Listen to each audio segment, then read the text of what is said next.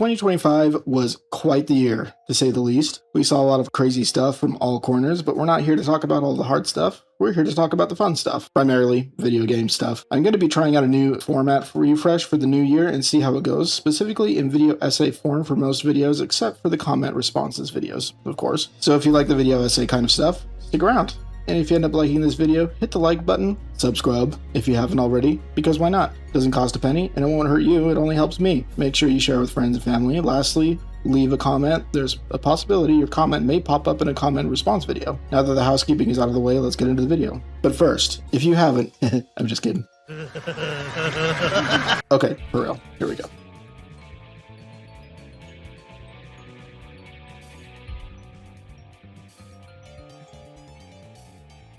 As far as video games go, this year was packed with some really good and really, really bad. I'm not naming names, but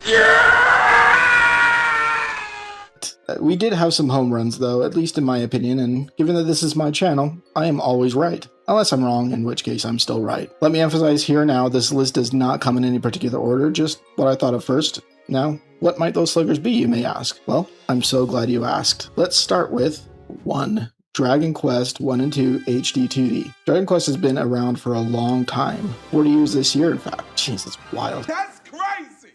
The latest entries are remasters of Dragon Quest's earliest entries, Dragon Quest, or in Western regions, Dragon Warrior 1 and 2. The Dragon Quest 1 and 2 remake project was announced during a Nintendo Direct presentation in June of 2024, but if you look deeper, you'll see there was an accidental slip-up by the series creator, Yuji Horii, back in 2021.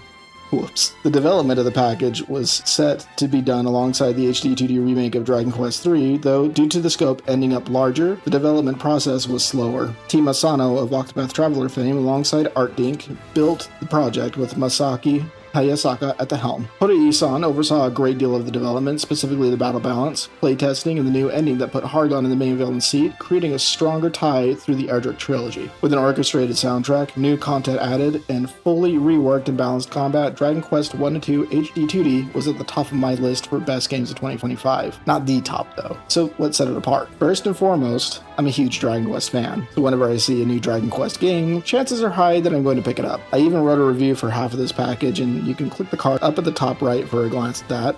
Needless to say, I enjoyed my time with it. The HD 2D style really grew on me, and with each new entry, it just seems to get better and better. If you haven't played Dragon Quest 1 and 2 HD 2D, give it a look-see, maybe it will catch your interest.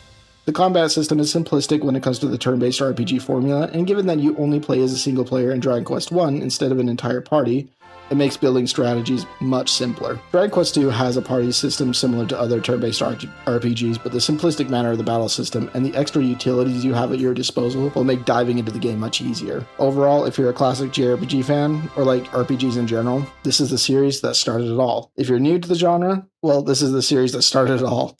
What better place to start?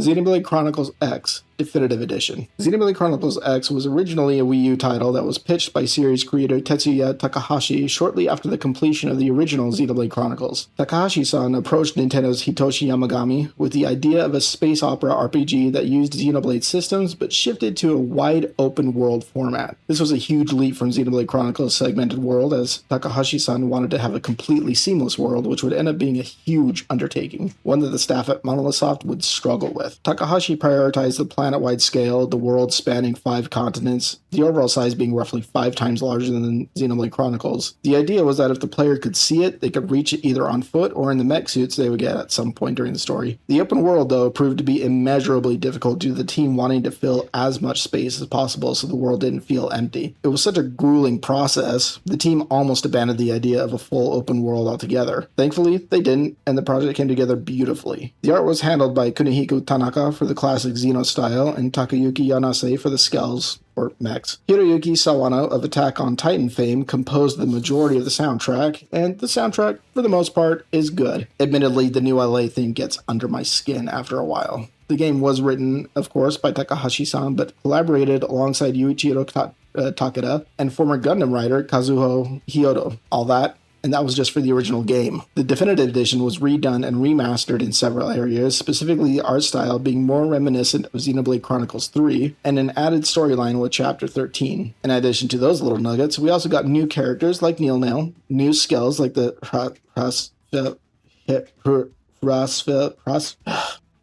and new soundtrack music. The additions made the game feel even better, even bigger, and the additional chapter tied the game with the other titles in the franchise. Maybe not neatly, but there's a tie there nonetheless. The variety in the combat, allowing the players to choose a weapon class like swords, or lightsabers, or spears, alongside long-range weapons like ray guns and machine guns, and the ability to master weapon classes and mix and match your weapons and arts, made the game feel wide open for players to experiment with their gameplay. The mechs made me feel like I could take on the whole empire myself. And when you get the higher level model, turns into a freaking starfighter jet. It turns into a jet. Paired with my lightsaber, I was unstoppable. The Force is strong with me. The story is light, at least as far as Xenoblade games go, but the characters shine pretty bright here. Specifically, Elma, Lau, and Doug all have such strong personalities and have such prominent roles in the story, and seeing them deal with not just tragic lows, but the good moments and how they contrast each other, and seeing how each develop in the story for good and bad. If you know, you know. It makes the game feel very personal. The game is so wide open, and there's so many side quests and characters in the world, and I'm almost a year on of playing this game off and on, and I still haven't found everything. Good luck, completionists. 3. Octopath Traveler 0. Yet another HD 2D title on the list. 2025 was definitely full of them, not that I'm complaining. Some people seem to have the idea that Octopath Traveler 0 is just a remaster of Octopath Traveler Champions of the Continent, and well, they're kind of right. Octopath Traveler 0 was built from zero, that's the name, by Square Enix and Doki Doki Grooveworks, headed by Hiroto Suzuki. Suzuki-san wanted to emphasize creation, which is where the create your character and build a village themes came from. Of course, this being a full console title, microtransactions were removed, and combat was evolved from Octopath Traveler 1 and 2 from a 4-person party in battle to an 8-person party. Little trick, if you want to retain the difficulty of the previous 2 titles, you can drop to 4 travelers and play the old way. The more you know. The game follows a multi-story path that centers around the character created by the player and their interaction with the world at large. The village is destroyed, they ordain the ring bearer of the Ring of the Flamebringer, and you follow 2 paths. The path of restoration, which sees you rebuild your village akin to something like Stardew Valley, and the path of revenge, in which you chase down and destroy the 3 meatheads responsible for your town's destruction. There's rings of power involved, death and tragedy, love and loss, and all sorts of scrambled story elements you'll find sprinkled throughout each chapter of the revenge path. The restoration path has you searching out both former and new residents of Wishvale, your little up-and-coming town. When you come across former residents, it ranges from, oh, you were just over here, to, wow, you've been through it. Feel bad asking for you to do any more. And somehow the game makes you feel every second of it. I, for one, felt like I was really a part of every moment. Octopath Traveler Zero's battle system took what worked in the first 2 titles and made it even more accessible for newcomers to play and love, and given that it is possible to remove party members now, you can play it like you played the previous titles and have to fight by the skin of your teeth. I personally don't recommend it, but you do you. As far as JRPGs go, Octopath Traveler Zero did everything so close to perfect I can't see much fault with the game. Even to this moment, I would recommend it to just about anyone, and given there is a free demo that spans 3 hours, I'd suggest giving it a go. See if it sticks the landing with you as much as it did me. Number 4, Persona 3 Reload. This was absolutely no surprise to me. I've been a Shin Megami Tensei and or Persona fan since Shin Megami Tensei 4 Apocalypse. I guess in the grand scheme, that's not super long. I have played through Persona 4 Golden and Persona 5 Royal and mostly enjoyed both. I weighed picking up Persona 3 Portable a few times. In the end, though, I'm glad I abstained. I didn't have a console to play Persona 3 Reload, at least until it released on Nintendo Switch 2. At that point, I can play Reload.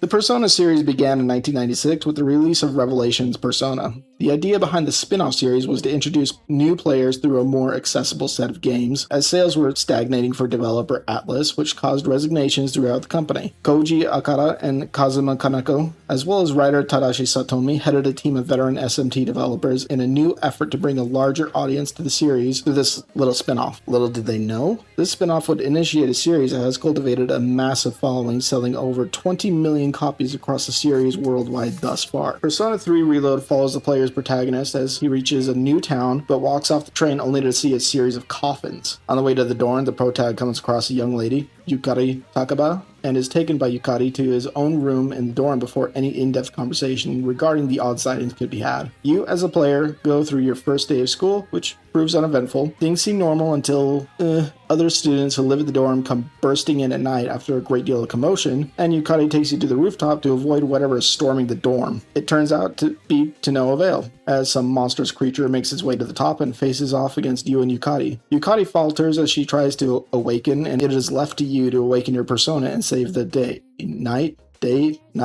Yeah, night. It becomes apparent through the events of that night, given that your persona shifts form and obliterates a monster, that you have something unique about you. You are soon called to the Velvet Room where you meet Igor, and as the game goes on, you learn how to fuse personas in the Velvet Room to create stronger personas, and you help your team of students, those who happen to know about a single hour that exists between hours after midnight, where monsters run amok, and each of said students have their own personas, navigating this giant tower called Tartarus in an attempt to save the world from a growing mental contagion called apathy syndrome that seems to stem from the tower. But what actually lies within the tower? Where does it lead, and what's at the top? Well, while you ponder those things, take some time to do some schoolwork, work a part-time job, maybe hit up a karaoke spot, eat some ramen, meet up with friends. You know, the world might be ending. Why not take some time and live it up, am I right? That's the beauty of Persona. The game finds a way to ride the line between fighting for the human race's survival and enjoying the little moments in life.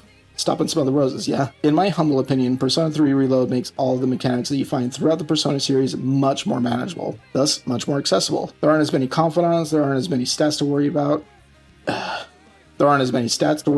And Tartarus has a very well-built level scaling system so that the game never feels too easy or too difficult. Somehow, Persona 3 Reload managed to balance the entirety of the series' quirky little systems in a satisfying way that keeps the game engaging start to finish. If you haven't played a Persona game, start with Persona 3 Reload. That will definitely ease you into the series. I'd say go for Persona 5 Royal after, as the mechanics translate over from 3 Reload to 5 Royal in a very fluid way. I can bet once you have a grasp on the mechanics, you'll end up liking 5 Royal more, due entirely to its characters, aesthetics, but I'm not here to talk about Persona 5 Royal. Sorry. And there it is. There's my list of favorite games of 2025.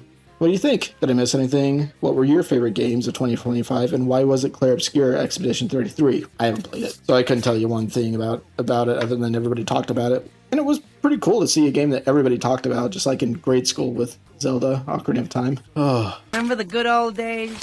Anyway, make sure you like, comment, share, subscribe, and I will see you in the next video. Peace off!